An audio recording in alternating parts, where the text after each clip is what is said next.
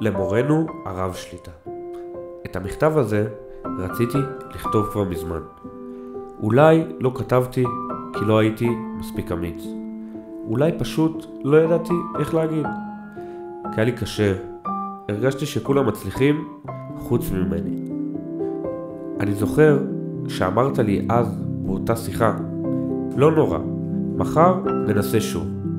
אולי זה נשמע משפט פשוט, אבל בשבילי, באותו הרגע, זה היה עולם. זה לא מה שהכרתי. וכשהסברת לי למה אני מתפלל, הרי לא תמיד הייתי מחובר.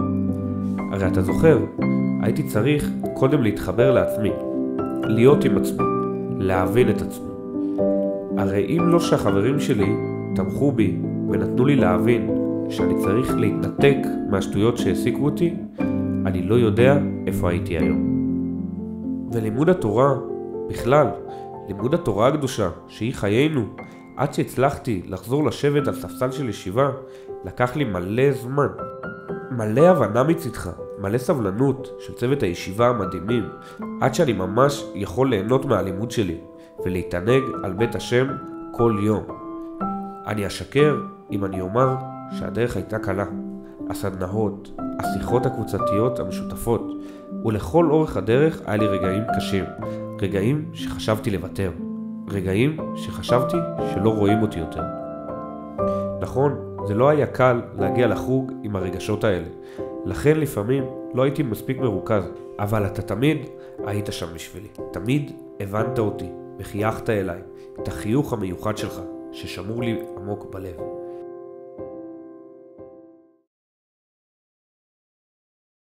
אז כן, היו ימים שהרגשתי על גג העולם. היו ימים כאלה, אבל הם מועטים, ולא הערכתי אותם מספיק. לדוגמה, בחדר כושר, שגם את החלק הקשה עשינו עם חיוך ובשמחה. השלווה שיש למקום שלנו היא לא רגילה, ממש בלתי נתפס. להרים את העיניים ולומר מה רבו מעשיך השם. יש עוד משהו שלא מדובר מספיק. כמות האחריות שאני למדתי לחיים שלי, דרך התורנות שלי. דרך התורנות שלי בקיום המקום, דרך שטיפות של הרצפה, דרך השטיפות כלים. ממקום של אני בעצמי כבר איבדתי את האמון שלי ממני. פתאום אתה הגעת והאמנת שיש לי עוד מה לתת לעולם. אז תודה שראית את מה שאני לא ראיתי. תודה שלא ויתרת לי ועזרת לי להבין שלכל אחד יש את הדרך שלו. כל אחד שונה בדרכו והובלת אותי בדרך שמיוחדת לי.